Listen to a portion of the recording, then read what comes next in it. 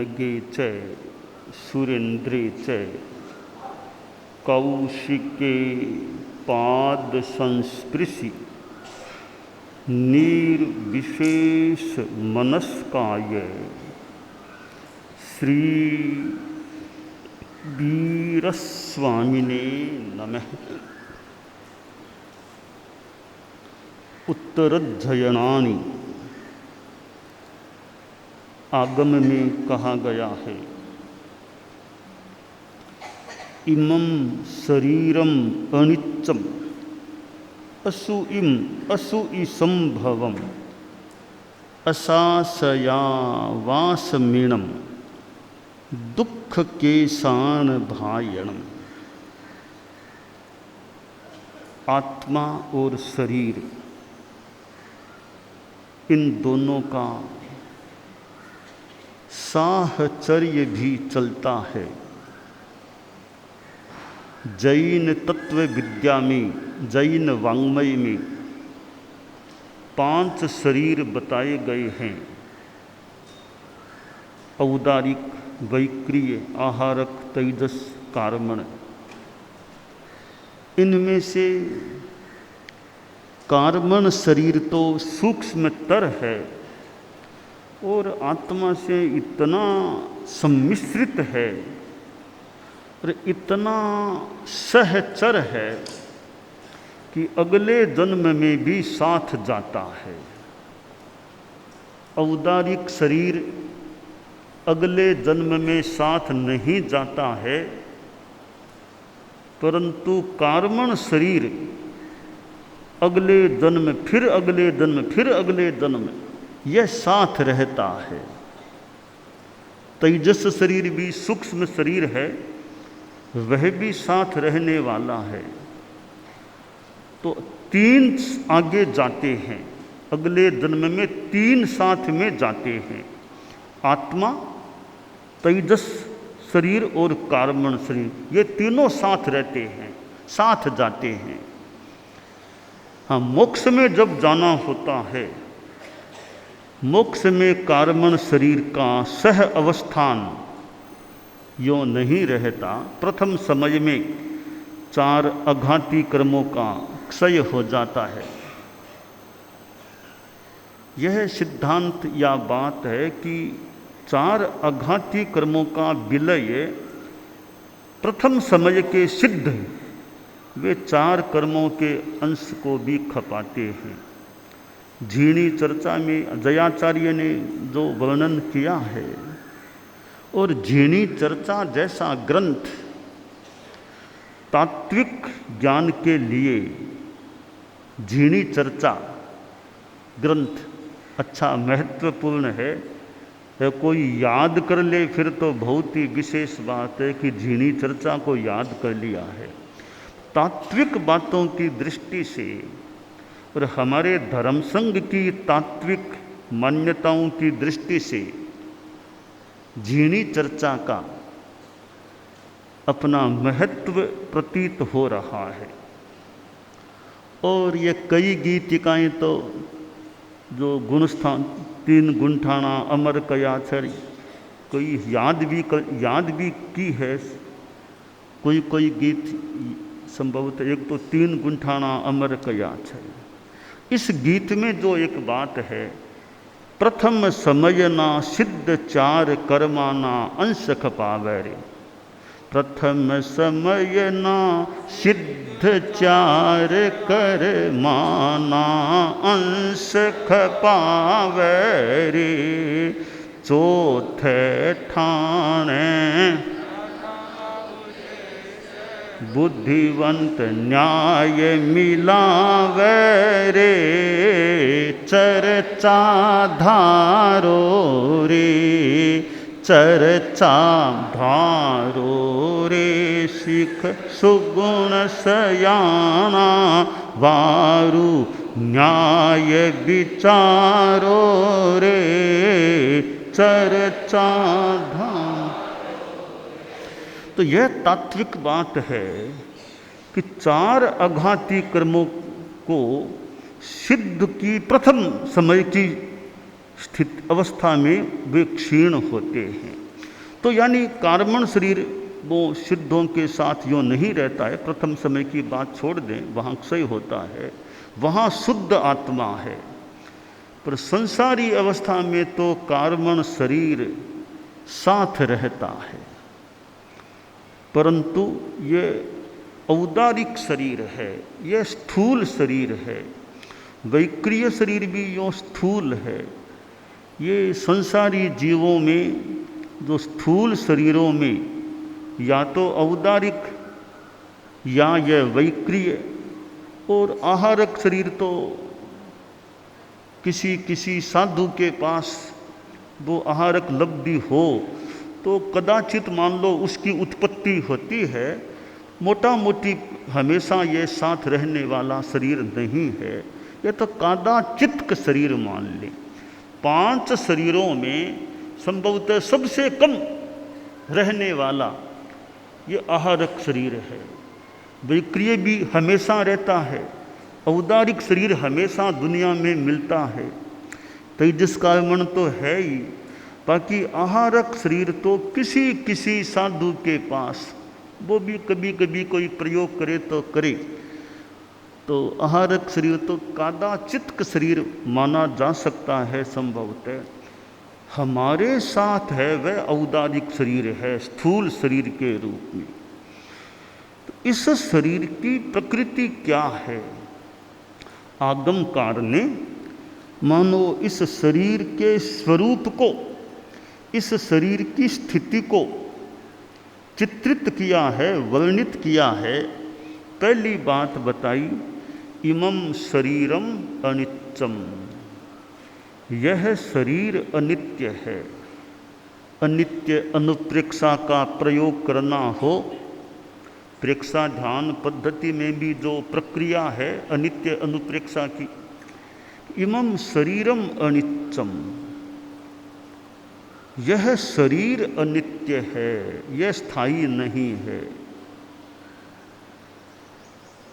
तो शरीर की एक प्रकृति यह है कि यह अस्थायी होता है, टेम्परेरी होता है, भंगुर होता है।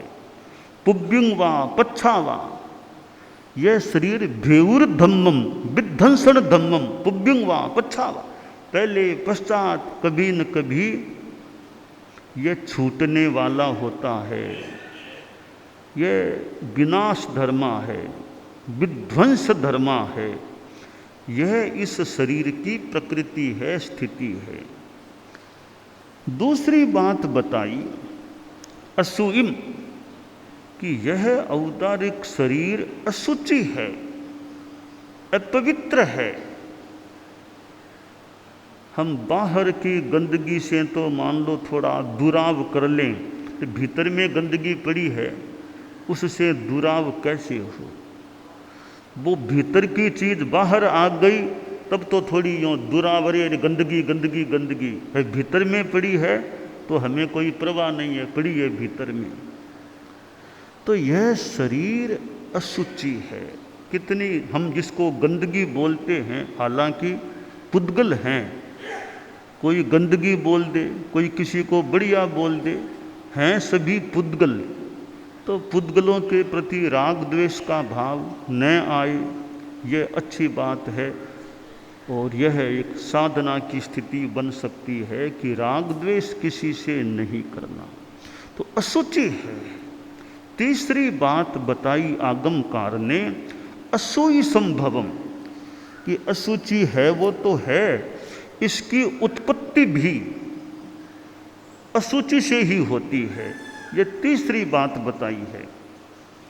चौथी बात बताई असासया वास मीणम, यह आत्मा का अशाश्वत आवास है,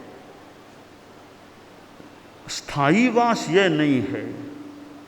क्योंकि एक औदारिक शरीर में आत्मा है, फिर आगे जाना होता है, वह शरीर तो छूट गया। और अंतराल काल में तो बीच में थोड़ा अंतराल काल है, वहाँ तो स्थूल शरीर कोई है ही नहीं। अंतराल काल में स्थूल शरीर है ही नहीं। तो यह अशाश्वत है, स्थायी घर नहीं है, स्थायी आवास नहीं है। तो यह चौथी बात बताई कि आवास भी इसका आत्मा को अशाश्वत काल के लिए मिलता है। और पांचवी बात बता दी, दुख के सान भायणम, दुख और क्लेशों का यह भाजन है, पात्र है। इस शरीर में दुख भी होते हैं, क्लेश भी होते हैं, शारीरिक दुख, मानसिक दुख, क्लेश। यह क्लेश दुख इस शरीर की अवस्था में होते हैं। जरा और शोक, दो शब्द आगम में आते हैं, जरा और शोक।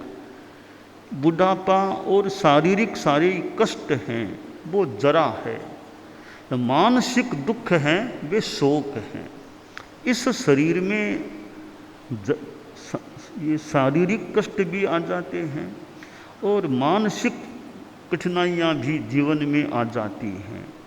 तो दुख और क्लेशों का यह भाजन है। क्लेश नाम परिश्रम, इस शरीर में परिश्रम भी करना होता है। कई बार कितना कमाई के लिए करो और करो, वो काम करो, वो काम करो, तो क्लेश, क्लम है, क्लेश है, परिश्रम है। यह परिश्रम भी इस शरीर में आदमी करता है। अच्छे काम के लिए करे, बुरे काम के लिए करे, मन से करे, बिना मन से करे, पर परिश्रम भी करना। मजदूरों को देखें कितना काम करते होंगे, धूप में और में अपने धंधे में लगे काम करते हैं, तो कितना मजदूर कितना परिश्रम करते होंगे। और भी लोग अपने ढंग से कोई शारीरिक कोई मानसिक परिश्रम करते हैं। शारीरिक परिश्रम होता है इस शरीर में, कईयों को मानसिक परिश्रम भी हो सकता है। दिमागी परिश्रम हो जाए, कभी चिंता हो जाए, तनाव हो जाए, कार्य का लोड आ गया तो थोड़ा मन में टेंशन तनाव सा हो जाए, तो यह अनेक रूपों में श्रम हो सकता है कि मानसिक श्रम, बौद्धिक श्रम, शारीरिक श्रम। तो इस शरीर में यह क्लेश परिश्रम के रूप में भी मानो क्लेश करना होता है। और कोई मानसिक कठिनाइयाँ भी हो जाए, शारीरिक बीमारियाँ हो जाए, कभी शरीर में दर्द हो जाए, पीड़ा हो जाए, तो यह जो शरीर है इसका हमें एक तथ्यात्मक बोध मानो प्राप्त हो सकता है आगम से कि शरीर अनित्य है। इसको नित्य मान करके मत बैठ जाना, यह अनित्य है, इसका स्वभाव ही मानो अनित्यता है और अशुचि है। खुद भीतर में कितनी अशुचि है, बाहर भी कई बार गंदगी लग जाती है तो अशुचि हो जाती है। और जो साधु लोग जो स्नान नहीं करते उनके और ज़्यादा थोड़ी बहुत शरीर में यूँ कहीं कोई मेल और भी लगा हुआ हो सकता है। और मेल के प्रति भी द्वेष भाव नहीं कि साधु जल्लम कायेन धारे, आगम में तो कहा जल्लम कायेन धारे कि मेल को भी धारण कर लो, कोई यानी कम से कम द्वेष न करे मेल के प्रति भी। और कभी साधु के ठीक है श्रृंगार विभूषा साधु को नहीं करना चाहिए कि चेहरा बढ़िया लगे, ऐसा प्रयास नहीं करना चाहिए। मैं भूल न करूं, परम पूज्य आचार्य श्री तुलसी सरदार शहर में विराजे थे। विक्रम संवत 2033 का चतुर्मास आचार्य श्री तुलसी का सरदार शहर में हुआ था। तो सरदार शहर में यूँ गोठी जी की हवेली में भी यूँ उतार या गदैया जी का नोरा वो भी था, दोनों ठिकाने थे। तो यूँ दिन में गोठी जी की हवेली में संभवतः विराजते थे। तो शाम का समय था तो गुरुदेव यूँ हॉल में, गोठी जी के हवेली का वो हॉल है नीचे, यूँ हॉल में विराजे थे। पीछे बाखड़ यूँ मिट्टी और बाखड़ थी। तो मैं वहाँ थोड़ा यूँ कुरला और करने के लिए गया। तो कुरला करना या मुंह और धोना कुछ किया होगा तो गुरुदेव ने मुझे देख लिया होगा कि क्या करता है। तो फिर मुझे फरमाया कि तूने मुंह क्यों धोया, तुमने मुंह क्यों धोया। कि आंख छांटना तो मान लें, अपेक्षा मान लें, आंख छांटना यह तो मान लें ठीक है, तो तुमने मुंह को क्यों धोया। अब यूँ तो सामान्य बात है, पानी से मुंह धो लिया, फिर गुरुदेव ने मुझे जहाँ तक स्मृति फरमाया कि मुंह क्यों धोया तुमने, क्या श्रृंगार करना है, क्या अच्छा दिखाना है चेहरे को, इसका तुम्हारे मन में अच्छा दिखाने की भावना है चेहरे को, मुंह क्यों धोया है तुमने। तो वो बचपन में गुरुदेव ने एक वो शिक्षा या वो जो फरमाया था कि मुंह क्यों धोया है, यानी कभी शरीर की कहीं विभूषा नहीं करना, साधु को विभूषा नहीं करना, धो धो के बढ़िया दिखाना। एक बार पड़ियारा में विराज रहे थे, विक्रम संवत 2033 की ही बात है, मर्यादा महोत्सव 2033 विक्रम संवत का पड़ियारा में हुआ था। तो पड़ियारा में वो सुराना परिवार का वो मकान और है वहाँ वो, तो वो नीचे एक होल है, इधर होल, तो उधर गुरुदेव का प्रवास होता था। तो गुरुदेव होल में विराजे थे, मैं होल के बाहर जो थोड़ा बरामदा या थोड़ा तो वहाँ पैर धो रहा था। तो गुरुदेव ने देख लिया होगा पैर धोते, तो फिर मुझे थोड़ा टोका, फरमाया कि तुमने ऊंचे से पैर क्यों धोए, तुमने ऊपर से पैर क्यों धोए, कि तुम पैर खराब नीचे से तो मान लो होते हैं, तुमने ऊपर से पैर क्यों धोए। तो शायद मेरे मुंह से निकला कि संत ऐसे ही धोते हैं, वो संत ऐसे ही धोते हैं पैर, गुरुदेव के ऊपर से क्यों धोया। तो अब ये शिक्षा मतलब या गुरुदेव का फरमाना कि देखो बचपन में गुरुदेव ने ये बातें फरमाई, एक तो मुंह क्यों धोया तुमने, तुम्हें कोई विभूषा करनी है क्या, मुंह क्यों धोया है, ऊपर से पैर क्यों धोए, इतना पानी लो, पानी जो इतना ऊपर से पैर क्यों धोए तुमने। तो वो गुरुदेव ने जो फरमाया भी कि यानी पानी अनावश्यक नहीं बहना, यह मान लिया, तो पानी अनावश्यक नहीं जाना चाहिए, कोई शरीर को विभूषा वाली बात नहीं होनी चाहिए कि नीचे मान लो गंदा हुआ तो नीचे से धो लो, ऊपर से पैर क्यों धोते हो। तो ये कई गुरुओं की शिक्षाएं होती हैं कि भी ऐसा हमको फरमाया था, बचपन में फरमाया था, तो भी जितना यथा औचित्य याद उसको हम जीवन में कितना क्या रख पाएँ उन बातों को, तो कम से कम विभूषा का भाव साधु में न हो, अनावश्यक पानी न जाए, पानी अनावश्यक न बहे। अब मान लो वस्त्र प्रक्षालन करना है, तो अब छोटे संत हैं बड़े भी हैं कि प्रशिक्षण की बात है, तो यह भी प्रशिक्षण कोई मिले भी अनावश्यक प्रक्षालन में ज़्यादा पानी नहीं बहना चाहिए। अगर सीमित पानी से प्रक्षालन हो सकता है तो ज़्यादा पानी बाल्टियाँ भर के ले तो आ गए, अब वो सर्फ डाला फिर निकालो, अभी सीमित पानी से हमारा काम हो जाए, अनावश्यक पानी न जाए, ऐसा प्रयास रखें। अब वस्त्र धो रहे हैं, अब वो झाग हैं सर्फ के, और ऐसे ही छोड़ के किसी काम से चले गए, पीछे से मक्खियाँ आकर के गिर गई तो जाना हो एक कपड़े से कुंडे को ढक कर के फिर जाएं ताकि मक्खियाँ न पड़े। नीचे झाग पड़ गए उनको मिटा दें, उनमें भी मक्खियाँ पड़ न जाए, मर न जाए। यह हमारी अहिंसा की दृष्टि से एक जागरूकता रहनी चाहिए कि वस्त्र प्रक्षालन में मक्खियों की हिंसा, मक्खियाँ न मर जाए।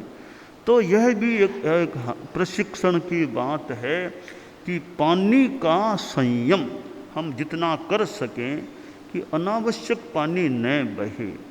तो वस्त्र प्रक्षालन में भी हमारा पानी का संयम रहे कि और भी कि पानी ज़्यादा पलटना पड़े, शाम को फालतू ही पलटना पड़े भी काम आया नहीं तो पलटो।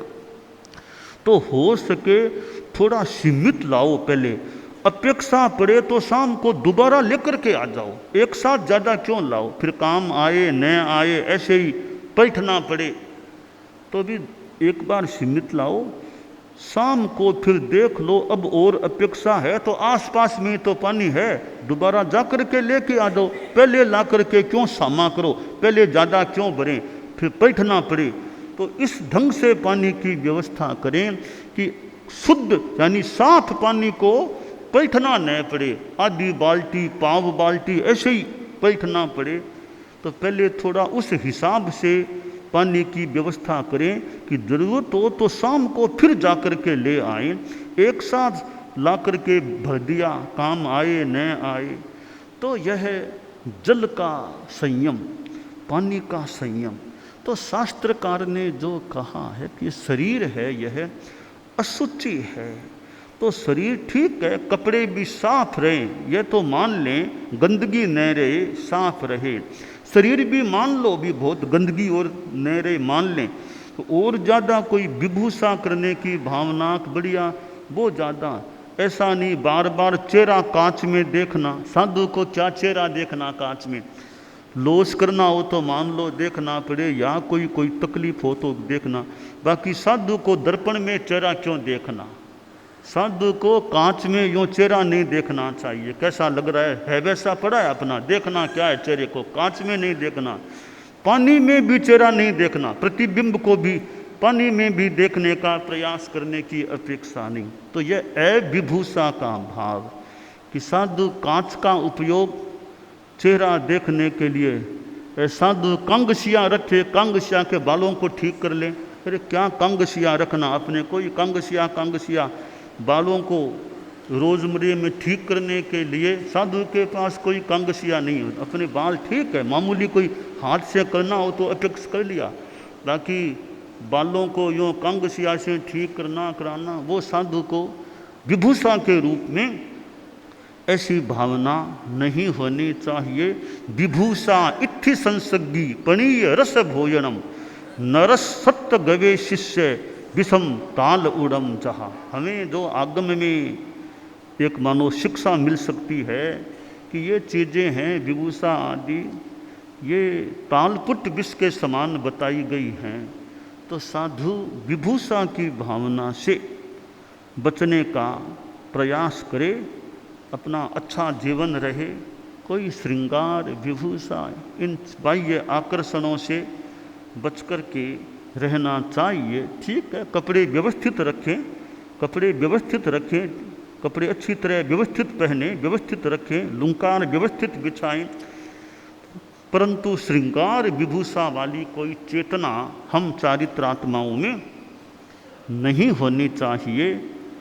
और समणी वृंद भी अपनी संयम साधना भी श्रृंगार विभूषा की भावना नहीं, अपने तो सिंपल जीवन, अच्छा जीवन रहना चाहिए। तो शरीर अशुचि है, इसके भीतर गंदगी है और अशुचि से पैदा होने वाला है, और कपड़े भी गंदे हो जाते हैं। शरीर कैसा है, कपड़े पहनते हैं, कपड़े भी गंदे हो सकते हैं। यह पुद्गलों का पिंड है कि मल, और ये पुद्गलों का पिंड है। केवल मलमय पुद्गल निचये अशुचि कृत शुचि भोजन वपुषि विचिन्तय परमिह सारं शिव साधन सामर्थ्य मुदारं भावय वपुरिदमतिमलिनं भावय रे वपुरिद विनय विबोधय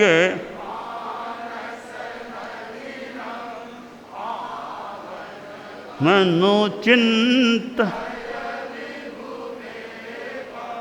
परम महोमय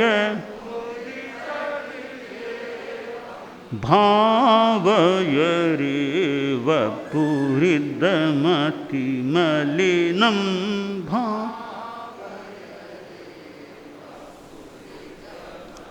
येन विराजित मिदमति पुण्यम तच्चिन्तय चेतन नैपुण्यम विशदागममधिगम्य निपानं विरचय शान्तसुधारस पानं भावयरे वपुरिदमतिमलिनं भावयरे वपुरिदमतिमलिनं। कि यह शरीर है, पुद्गलों का पिंड है, मलमय पुद्गलों का पिंड है। अशुचि कृत शुचि भोजन सिंचये, और ये पवित्र जो भोजन खाते हैं, कपड़ा साफ पहनते हैं, उसको भी गंदा कर देता है। अच्छा भोजन खाया वो भी गंदगी बन जाता है, साफ कपड़ा पहना वो भी गंदा हो जाता है। ये शरीर का प्रभाव है, पुद्गलों का प्रभाव है। अशुचिकृत, अशुचि कर दिया है किसको? शुचि भोजन सिंचय, पवित्र भोजन और कपड़े को यह शरीर गंदा कर देने वाला है। कि ऐसा शरीर है। अब इस शरीर का क्या हमें मतलब है कि ऐसा गंदा इसको क्यों रखते हैं? उपाध्याय जन का एक बड़ी इसमें गुण की बात है। वपुषि विचिंतय परमिह सारम शिव साधन सामर्थ्य मुदारम। कि एक चीज को देखो, इसमें गंदगी तो है, पर एक बड़ी विशेषता है कि इसमें सारपूर्ण बात एक है कि शिव साधन सामर्थ्य मुदारम। मोक्ष की साधना का सामर्थ्य, वो उदार गुण एक इस शरीर में है। इसलिए इस शरीर की हम रक्षा करें, टिका के रखें कि हमारी मोक्ष की साधना, ज्ञान दर्शन चारित्र तप की आराधना इस शरीर के रहते रहते हम कर सकें। कि यह शरीर इतना बढ़िया लगता है, इतना कईयों का शरीर तो और भी शोभायमान भी हो सकता है कि जिनका एक नाम कर्म का कोई अच्छा योग है, पुण्य का शुभ का, कि शरीर बहुत बढ़िया, गलत नहीं। वो तो जैसे गुरुदेव तुलसी का तनु रत्न था, तो यूँ एक विराजमान रहते। कोई पुण्य का और का जो अपना योग, अपना चेहरा भी एक ऐसा बदनार विंद उनका, और कितना यूँ विराजे रहते। कोई बड़े महापुरुष कोई विराजे हुए हैं, यूँ कोई राजा महाराजा, ऐसे बड़े यूँ पुण्यवाल का शरीर। तो ये जो शरीर है, ये न विराजित मिदमति पुण्यम, कि ये जो बढ़िया लग रहा है, तच्चिंतय चेतन नैपुण्यम।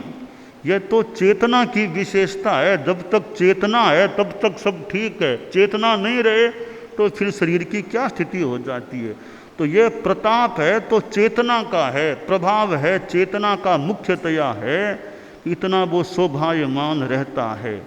इसलिए हमें यही ध्यान, यह विशेष ध्यान देना चाहिए। विशदागम मधिगम्य निपानम विरचय शांत सुदारस। पवित्र आगमों की वाणियों का पान करें, वो पान करें, शांत सुदारस का पान करें। तो आगमकार ने जो यह शरीर की स्थिति बताई है, वो कितनी ये वैराग्यपूर्ण बातें हमें इस आगम में प्राप्त होती है।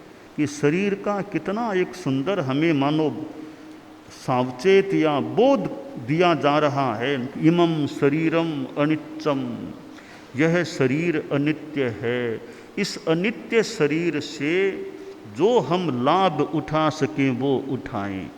जो चारित्रात्मा बन जाते हैं, साधुपन ले लेते हैं, मानो शरीर का लाभ उठाने का प्रयास करने के लिए प्रवृत्त हो गए हैं, इस शरीर से लाभ उठाएं।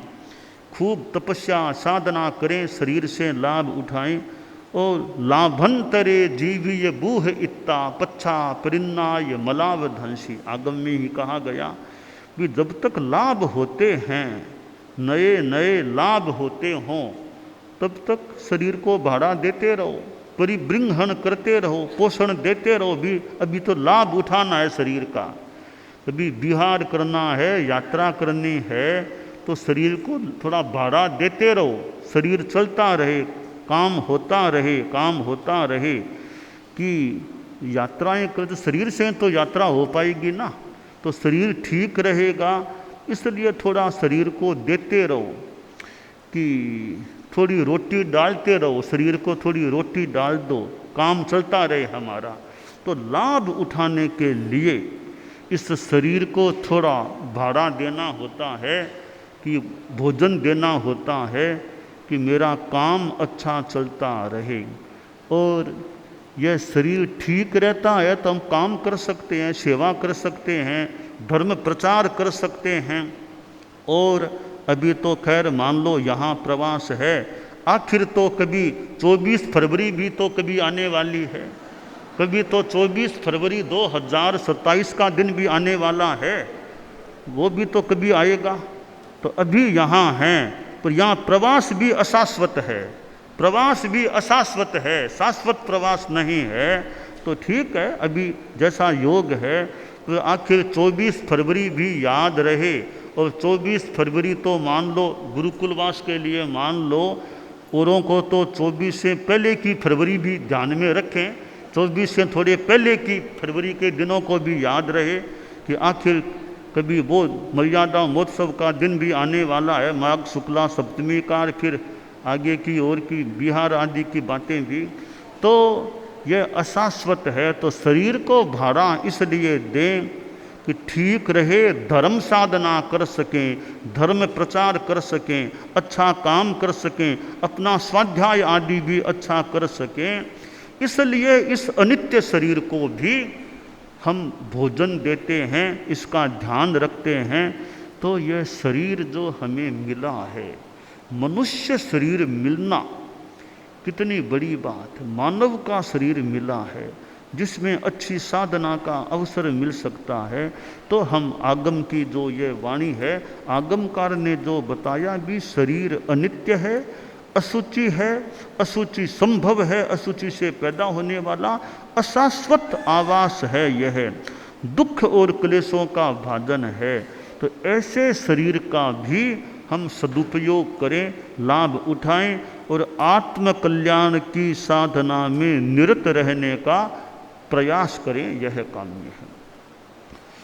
दानान शिष्ठम अभयपयानम सच्चे सुया अणवज्जम वयंती तवे सुया उत्तम बंभचेरम लोगुत्तमे समणे नाय पुत्ते।